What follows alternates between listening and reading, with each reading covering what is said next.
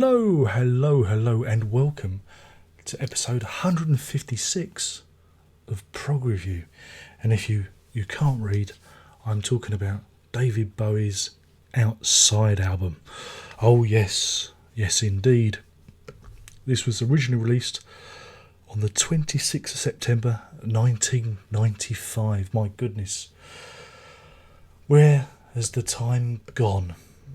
Anyway, when I mentioned I was going to be looking at a David Bowie album, many have asked me whether or not David Bowie is prog or not.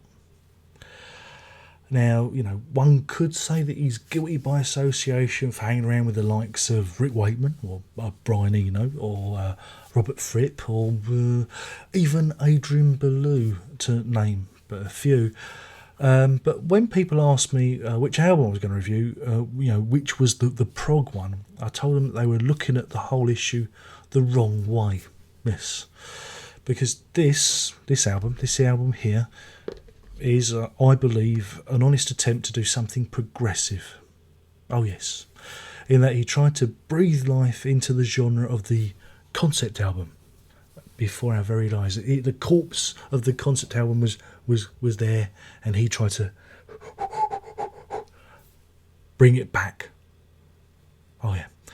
Outside is a curious beast, and I remember the hype when it came out. My God, yes, I remember the hype indeed, I do. There was a lot of excitement. It's a bit like now with the impending release of the next day, and this is why I thought I'd do this one as well. There's another reason why. A lot of hype around it, and it was compounded by the fact that Bowie was working with Brian Eno for the first time since the Lodger album from 1980, whatever.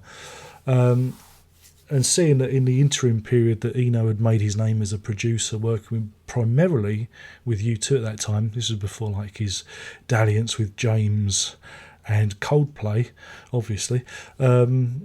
Everyone was wondering what the results would be. Would it be like stadium rock like U2, or would it be something else? And so, like on paper, it seemed like a really good idea. Eno in the hot seat and Bowie aiming to produce something a little bit different. And indeed, Outside is different. And whereas like the narrative for the rise and fall of Ziggy Stardust was loose and not really structured like a proper concept album, this is structured like a full-on story cycle thing. Very, very articulate, aren't I? Very, very articulate, yes. In fact, Bowie and Eno had put down so much music. They improvised for I think 8 days and recorded 20 hours of music, and this was going to be like the first in a trilogy. The second album was actually Bowie even named the second album as Contamination, but alas, we never got any more. Now, the story itself concerns a detective called Nathan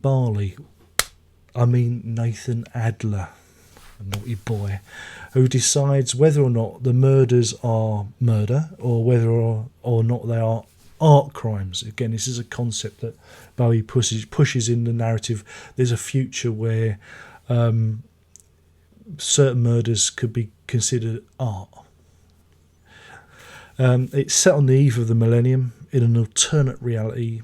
It is high concept stuff, with Bowie distilling the paranoia of a new century into the story. And the story, I do actually find it disturbing. I do. So you've got this gothic cyber horror, and it was released in 1995, well before the internet became mainstream popular, and because there are terminology on the album that relates to the World Wide Web and this, that, and t'other. And it came before our consciences, wrong teeth again.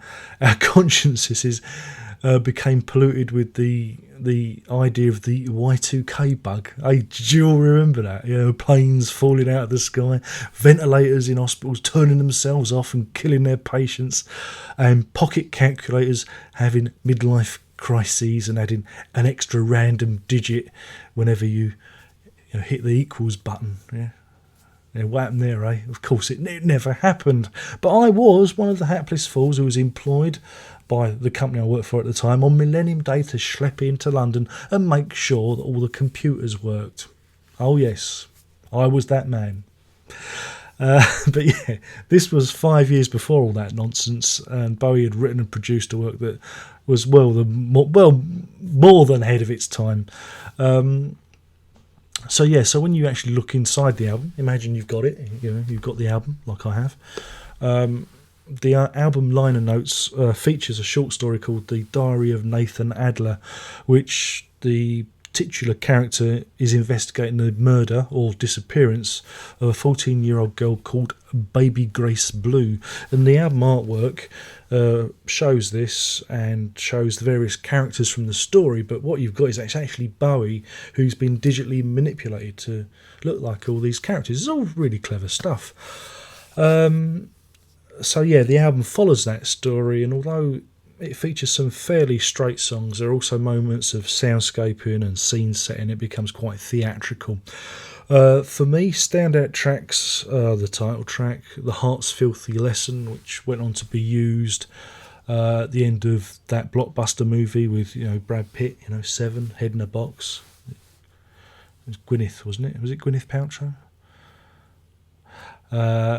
The song Hello Space Boy is worth a mention, though I tend to like the remix by the Pet Shop Boys. It's one remix that actually works, I believe. Voyage of Utter Destruction features some guitar playing that would make Robert Fripp during his Discipline era turn and take note. Strangers When We Meet deserves a mention, as it was a live staple of the band. It's quite a good ballad type thing. But my favourite track on the album is I've Not Been to Oxford Town, which sits nicely smack bang in the middle of the record, and it sounds very Eno. Almost, the backing track almost sounds as if it's been lifted from NerveNet.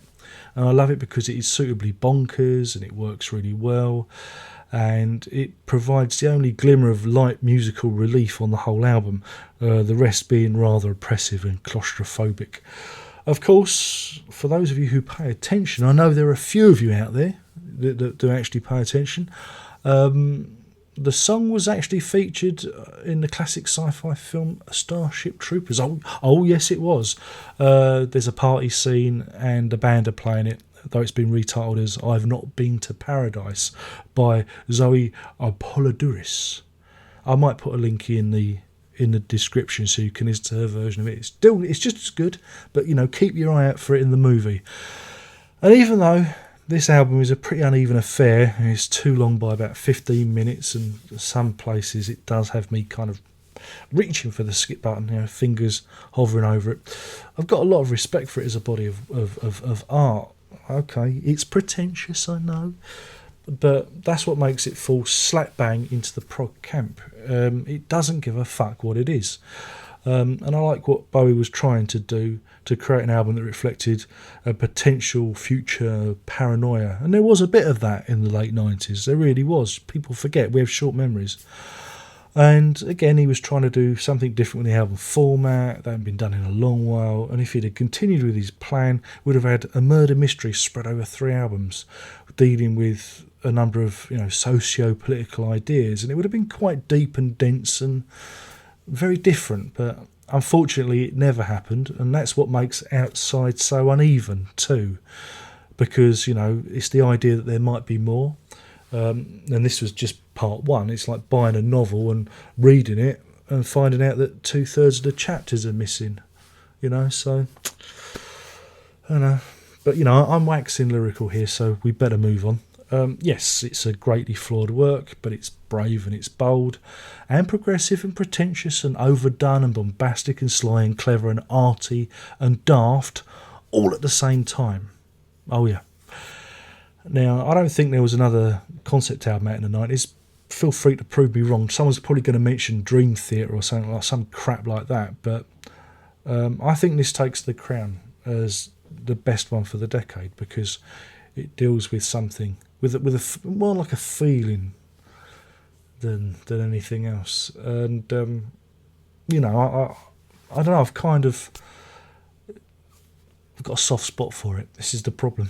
So my rating is 3 filthy lessons out of 5. Yes, that is 3 filthy lessons out of 5, because even though I'm kind of in love with the album and the concept of it and the artwork and the intellect behind it, I can see its flaws, and that's why my score reflects it, you know. I can see why some people might not like it, and, you know, it's suitably different, but not as different as the album that comes next. So that's it. My name's been Darren Locke. I've been talking about David Bowie's Outside album. Oh yes. Hopefully you've enjoyed it. Remember, thumbs up, thumbs down. If you've made it this far to the end of the video, and you want more, and trust me, there is more, check the playlist. It should be around here somewhere. Is there a playlist around here? If not, I'll link to it. Or if you want to be really clever and you want to blow the dust from your fingers and get typing, you can find it by going to your browser and in the URL bit type in http://bit.ly. That's bit.ly. Yeah, you know bit.ly /prog review. It'll appear here, or I'll put it in the description, and you will see the playlist for Prog Review. And it is a veritable buffet of prog, nay, a smorgasbord of reviews for you to chow down on. Oh yes, fill your boots, that's what I say, and enjoy yourself. It's later than you think. My name has been Darren Locke. You have been watching me blabbering on again, and we'll do this all again real soon. Only one more thing to say, and you know what that is. Prog on.